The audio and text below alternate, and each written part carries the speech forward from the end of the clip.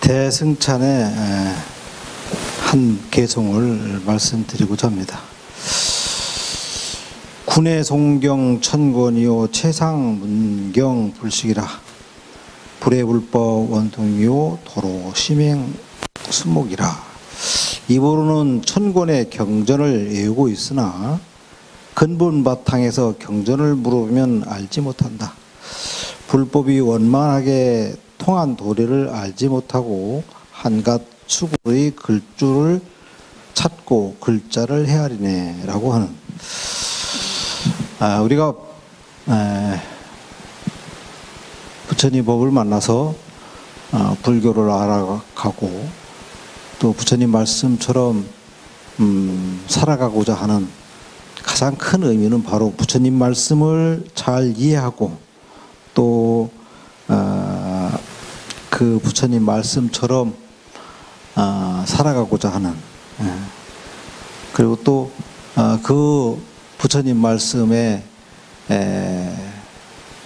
따라서 우리가 실천하면서 살아가는, 이것이 아마 어떻게 보면은 불교의 대의라고 이렇게 볼 수가 있습니다. 그렇지만은 그 경전과 어록은 면면하게 바라보면은 이것이 불법이 아니다. 불법. 금강경에도 보면은 금강경 그 자체를 부처님께서는 뗏목과 같이 알아라라고 할 정도로 부처님 말씀은 방편이다라고 이렇게 얘기를 합니다. 그 불법이라고 하는 것은 그 방편을 통해서 알아가고자 하는 것이 바로 불법이다. 그래서 우리가 부처님 말씀을 통해서 그 말씀을 잘 이해하고 그렇게 살아가야만이 그 불법을 제대로 알 수 있는 것이다 라고 이렇게 얘기를 합니다. 그래서 부처님께서 말씀하신 것은 그야말로 불법을 말씀하신 것이 아니라 불법을 알게끔 글로 갈 수 있게끔 그 방편으로서 인도하신 말씀이다 라고 이렇게 볼 수가 있습니다. 예를 들어서 손가락으로 달을 가리키는 것이다. 손가락으로 달을 가리키는데 손가락만 죽어라고 연구해 가지고는 아무 이익이 없는 것이다. 그래서 우리가 경전만 계속 연구하고 경전만 우리가 이리저리 해석하고 이렇게 해가지고는 아무 의미가 없는 것이다. 그러면 손가락만 연구하는 꼴이 된다. 손가락을 가리키는 그 달을 알려면은 그 가리키는 쪽으로 부처님 말씀한 쪽으로 우리가 실천하면서 살아가야 되는 것이다. 그래서 보공스님의 대승찬이라고 한 것은 방편과 설법을 방편과 그 방편으로서 실제 존재하는 그 법이라고 하는 것은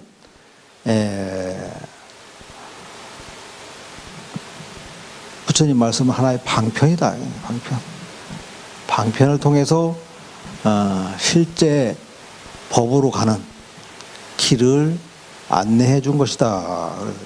그래서 경전과 어록의 문자만을 우리가 외우고 거기에 대해서 연구하고 해봤자 한낱 수고로의 책장만 넘기는 꼴이다라고 이렇게 말씀을 하십니다.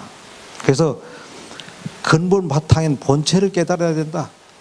근본 바탕이 무엇인가?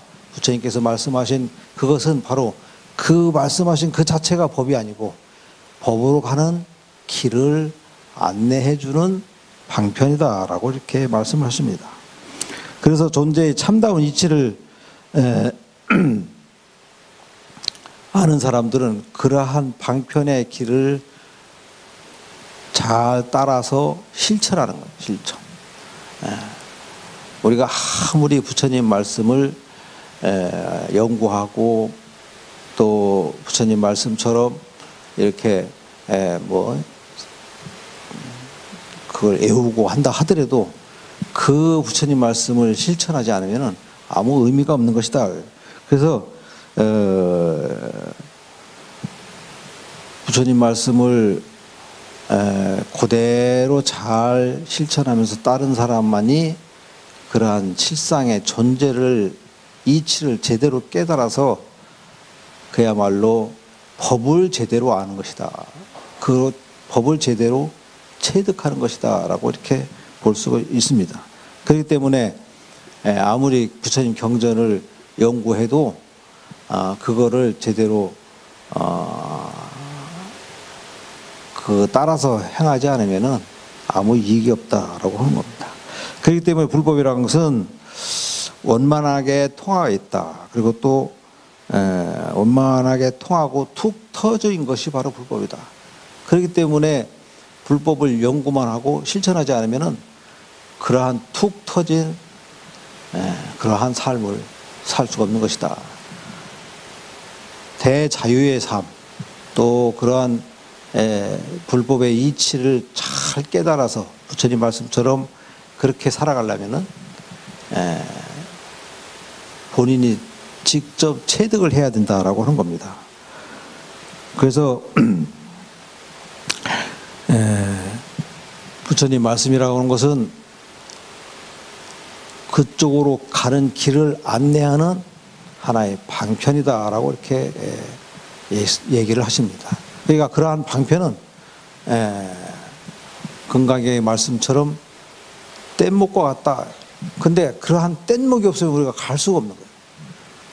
그렇기 때문에 그러한 방편이 우리에게는 가장 그러한 건너로 가는, 피안으로 가는 최고의 수단이다라고 이렇게 봅니다. 그래서 그러한 방편을 우리가 실질적으로 체득하려면은 그러한 부처님 말씀처럼 우리가 실천을 통해서 글만 연구하고 또 거기에 그것만 아무리 연구하고 또 애운다 한들 실제 몸으로 체득하지 않으면 아무 이익이 없다. 그래서 그러한 부처님의 그 체득은 바로 실천에 있는 것이다. 우리는 많은 불자님들이 불교를 알고자 하고 또 알아가고 있고 또 많이 알지만은 그러나 실천하고는 조금 인색한 면이 좀 있어요. 우리가 우리 가족을 위해서 또 나를 위해서 여러 가지 기도도 하고 뭐 여러 가지 신행 활동을 하고 있지만은 그러나 그러한 이치를 깨닫고 이치를 깨달음으로 인해서 툭 터진 삶, 대자유의 삶, 무한한 행복의 삶을 살아가는 그러한 실질적으로는 하지 못하고 있다. 우리 가족의 건강, 우리 가족의 행복, 이것은 사실 그것도 굉장히 중요하지만은 이러한 삶으로서 우리가 불자로서 살아가는 것이 목표가 아니다. 실질적인 목표는 바로 툭 터진 삶, 그야말로 진리를 잘 이해해서 지혜롭게 살아가는 삶, 자유롭게 대자유인으로 살아가는 그러한 삶을 살아가는 것이 바로 우리 불자의 목적이다라고 이렇게 볼 수가 있습니다. 그렇기 때문에 지금의 행복, 지금의 어떤 평안한 삶, 이것은 일시적인 것이다. 영원한 행복으로 살아가는 것은 바로 불법을 잘 이해하고 부처님 법을 따라서 실천하면서 그야말로 툭 터진 지혜로운 삶을 살려면 바로 이러한 실천을 해야 된다라고 하는 겁니다.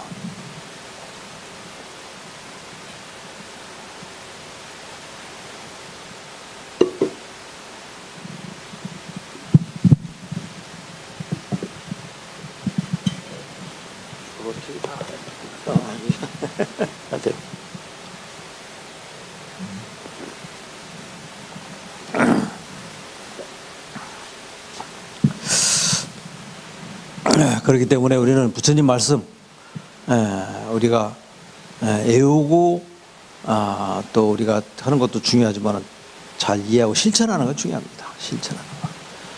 그리고 또 우리 가정의 행복 여러 가지 중요합니다. 가정이 행복해야 또 부처님 말씀처럼 잘 따라서 부처님 말씀도 실천할 수 있고 그렇지만 목표가 그거 아니다. 목표는 바로 부처님 말씀처럼 잘 실천함으로써 대자유의 길로 가는 것. 부처님처럼 깨달아서 대자유로 가는 것이 바로 우리의 목표다. 그렇기 때문에 그러한 목표는 바로 부처님 말씀을 먼저 이해를 해야 된다. 이해를 해서 이해하는 데까지 그치는 것이 아니라 그걸 통해서 그렇게 살아가는 것이다 라고 이렇게 볼 수가 있습니다. 그래서 우리 불자님들은 그렇기 때문에 자꾸 부처님 말씀을 본문을 통해서 듣고 또 책을 통해서 잘 이해하고 마음속으로 잘 간직함으로써 그렇게 살아갈 수 있도록 자꾸 노력하는 것, 이것이 굉장히 중요하다라고 볼 수가 있습니다. 그렇기 때문에 신행활동이라고 하는 것, 이것은 바로 부처님 말씀처럼 실천하면서 살아가는 것이 바로 신행활동이에요. 그래서 우리 불자님들은 지금 시대가 여러 가지 어려운 시대지만은 그런 때일수록 오히려 더 이런 신행활동을 열심히 함으로 인해서 이러한 어려운 환경을 극복하는 그런 지혜로운 우리 불자가 되도록 그렇게 기원을 하겠습니다. 감사합니다.